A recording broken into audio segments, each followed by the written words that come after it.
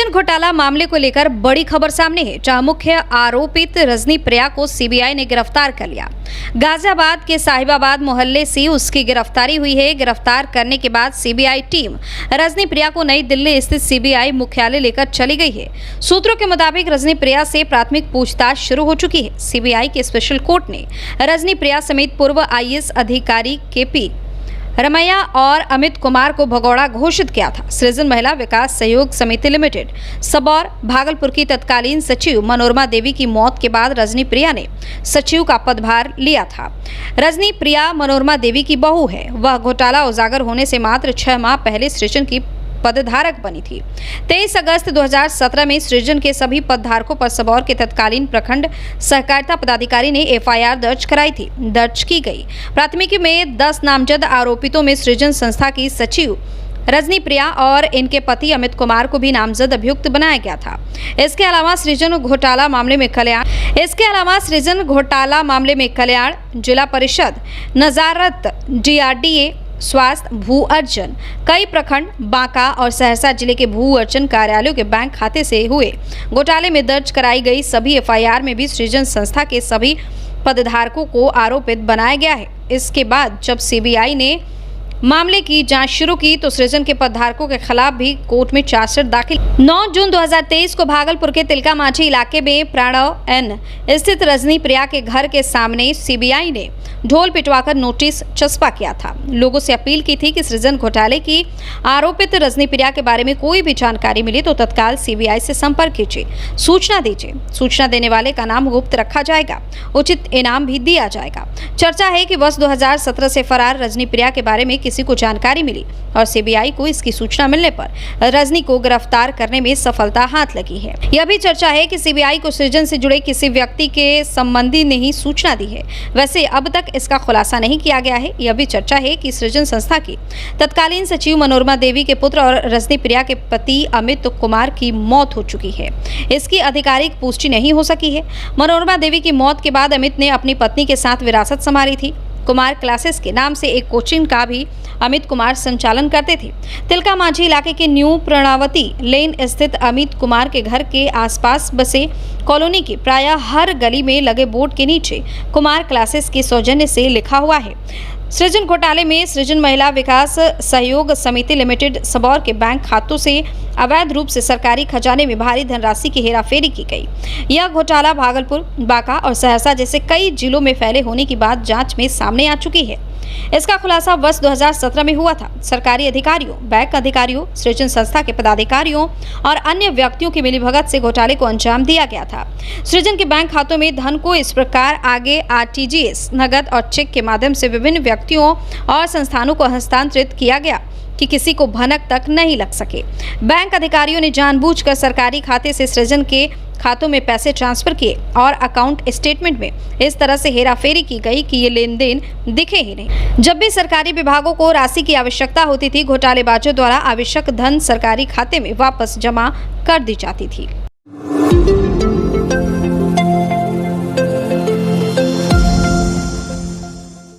भागलपुर समाहरणालय परिसर स्थित समीक्षा भवन में सभी राजनीतिक दल के प्रतिनिधि और सांसद विधायक के साथ जिलाधिकारी सुब्रत कुमार सेन ने बैठक की। इस दौरान आगामी चुनाव और भारत निर्वाचन आयोग के गाइडलाइन को लेकर चर्चा की गई।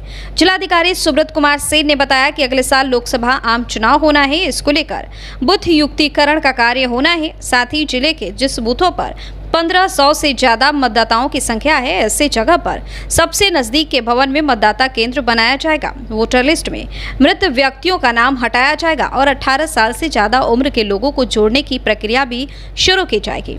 युक्तिकरण के काम को समय पर पूरा कर निर्वाचन आयोग को भी भेज दिया जाएगा। राजनीतिक दल के प्रतिनिधि और जितने हमारे माननीय विधायक, माननीय सांसद हैं, तो उनके साथ जो भारत निर्वाचन आयोग का गाइडलाइन होता है, आप लोग सब लोग जानते हैं कि अगले वर्ष जो है वो लोकसभा आम चुनाव होना है।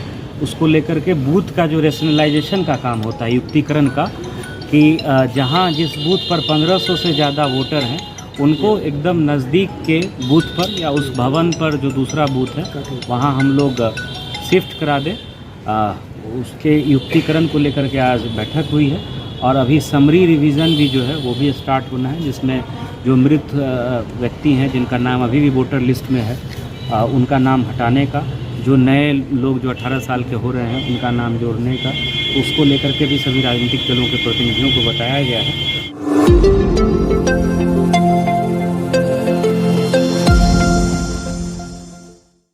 भागलपुर के सुल्तानगंज में श्रावणी मेला को लेकर अब पुनः श्रद्धालुओं की संख्या बढ़ रही है। इसको लेकर श्रद्धालुओं की व्यवस्था और विधि व्यवस्था बनाए रखने के लिए जिलाधिकारी सुब्रत कुमार सेन और एसएसपी आनंद कुमार ने अधिकारियों के साथ सुल्तानगंज के नमामि गंगे घाट और अजगैबीनाथ गंगा घाट का निरीक्षण किया।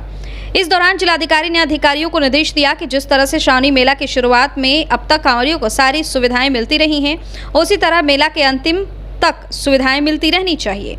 डीएम ने कहा कि 1 महीने का ज्यादा का समय बीत चुका है, सारी व्यवस्थाएं चुस्त दुरुस्त हैं, मेला दंडाधिकारी और अधिकारी तैनात हैं, अब आगे का कुछ दिन बाकी है, सारी सुविधा रहेगी। प्रतिदिन सांस्कृतिक कार्यक्रम का आयोजन किया जा रहा है। हर सोमवार को राष्ट्रीय स्तर के कलाकारों का यहाँ कार्यक्रम हो रहा है। श्रद्धालुओं को किसी भी तरह की कोई परेशानी नहीं होगी। हम आपको बता दें कि 4 जुलाई से शुरू हुआ सावन 30 अगस्त को समाप्त होगा। मलमास के कारण श्रद्धालुओं की संख्या में कमी देखी जा रही है, लेकिन अब 16 अगस्त से श्रद्धालुओं की संख्या फिर से बढ़ने वाली है। इसके लिए जिला प्रशासन पूरी तरीके से मुस्तैद है। देखिए, अगले 5-6 दिनों बाद 2 श्रावणी का जो बचा हुआ 15 दिन वो स्टार्ट हो जाएगा और उसी की तैयारी का जायजा लेने के हम लोग आए हैं। और महत्वपूर्ण जितने घाट हैं और महत्वपूर्ण स्थल है वहाँ पे बल और मजिस्ट्रेट की तैनाती है और आने वाले दिनों में बलों की संख्या में बढ़ोतरी की जाएगी, क्योंकि सावन में उम्मीद है कि ज़्यादा संख्या में श्रद्धालु यहाँ पे जल लेने के लिए आएंगे।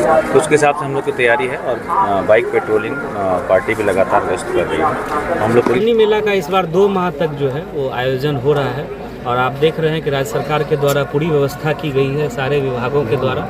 और मलमास के कारण इस बार 31 अगस्त तक मेले का आयोजन होगा।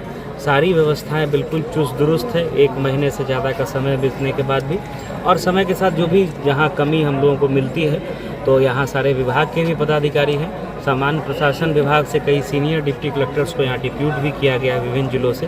वो लोग भी पूरी व्यवस्था पर नज़र रखे हुए हैं। मेला दंडाधिकारी के रूप में डायरेक्टर साहब, एसडीओ, सारे पुलिस के पदाधिकारी, स्थानीय के साथ साथ जो एसडीपीओ सभी पदाधिकारी लगातार लगे हुए हैं। कहीं कोई समस्या नहीं है और इस बार कोई आप देख भी रहे हैं किसी तरह की कोई मेजर शिकायत भी नहीं है। जो थोड़ी बहुत समस्याएं आती हैं उसका हम लोग इमीडिएट निराकरण करते हैं। 24 घंटा कंट्रोल रूम चल रहा है। तो बहुत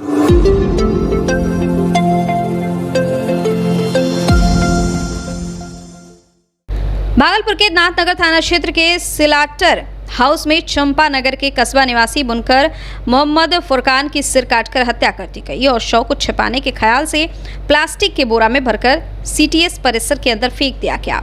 गुरुवार की सुबह करीब 9 बजे नाथनगर पुलिस ने इस कांड के मास्टरमाइंड मोहम्मद इस्माइल को सदर अस्पताल से गिरफ्तार कर लिया है। आरोपित वहां कोरोना जांच कराने गया था ताकि जांच के बाद वह कोर्ट में सरेंडर कर सके। मामले की जानकारी नाथनगर थानाध्यक्ष मोहम्मद मेहताब खान को मिल गई कि आरोपित न्यायालय में सरेंडर की तैयारी में भागलपुर गया हुआ है। सूचना पाकर थानाध्यक्ष सदर बल मौके पर पहुंचे और मौके से आरोपित इस्माइल को गिरफ्तार किया गया और उसकी निशानदेही पर कांड में शामिल मुकेश तांती को भी गिरफ्तार किया गया है।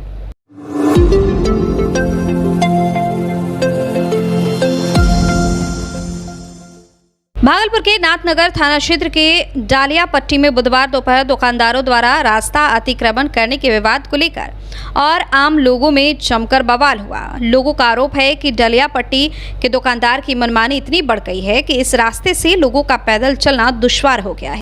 बुधवार को एक खाद्य सामग्री अनलोड करने आए ठेला चालक के रास्ता नहीं पारने के दौरान विवाद बढ़ गया। स्थानीय राहगीर भी ठेला चालक के साथ खड़े हो गए और दुकानदारों को सड़क किनारे से अतिक्रमण हटाने की मांग की।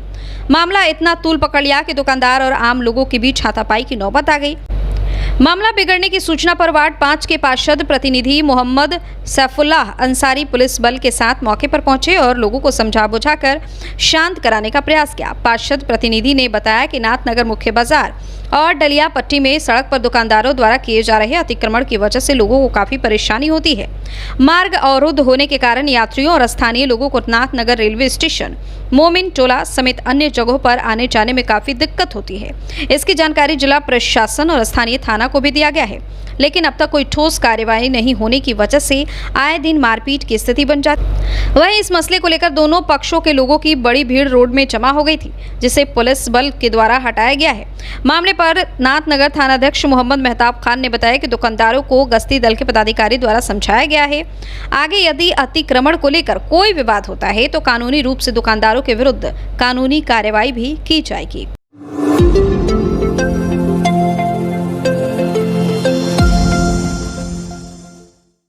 भागलपुर प्रमंडलीय डाक कार्यालय परिसर में ग्रामीण डाक सेवक संघ द्वारा 10 सूत्री मांगों को लेकर 1 दिवसीय धरना का आयोजन किया गया, जिसमें कार्यरत सभी ग्रामीण डाक कर्मी धरना में शामिल थे। धरना के दौरान संघ के सहायक सचिव दीपक कुमार ने कहा कि अखिल भारतीय ग्रामीण डाक सेवक संघ के केंद्रीय आह्वान पर 10 सूत्री मांगों को लेकर 1 दिवसीय धरना का आयोजन किया गया, जिसमें पेंशन और कमलेश चंद्रा समिति की सभी सिफारिश को तत्काल लागू करने, कार्यरत जीडीएस और उनके परिवार के सदस्यों को चिकित्सा सुविधा मुहैया कराने, समूह बीमा को 5 लाख बढ़ाने सहित 10 सूत्री मांग को लेकर काफी दिनों से सरकार से मांग की जा रही थी, लेकिन अभी तक लागू नहीं किया गया है, जिसको लेकर हम लोग धरने पर बैठे हैं। यदि हमारी मांगे पूरी नहीं की गई तो आगे विधिवत रूप से आंदोलन करेंगे।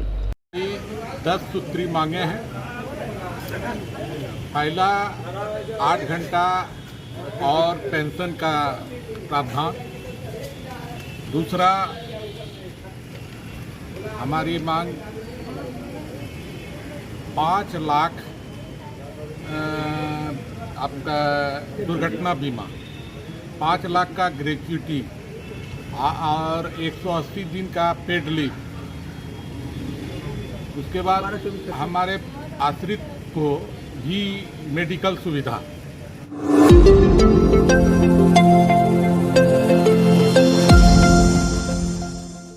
भागलपुर के व्यवहार न्यायालय के समक्ष आज दोपहर ई रिक्शा की चोरी का मामला सामने आया है, जिसको लेकर ई रिक्शा चालक ने जोगसर थाना में आवेदन दिया है। वही मामले को लेकर ई रिक्शा चालक खंजरपुर कोयला घाट निवासी विकास कुमार ने बताया कि कर्ज लेकर मैंने ई रिक्शा खरीदा था। व्यवहार न्यायालय के समीप मैं ई रिक्शा लगाकर मिलने आया, इसी दौरान अज्ञात चोरों ने ई रिक्शा चोरी कर ली। मेरा ई रिक्शा आसमानी कलर का था।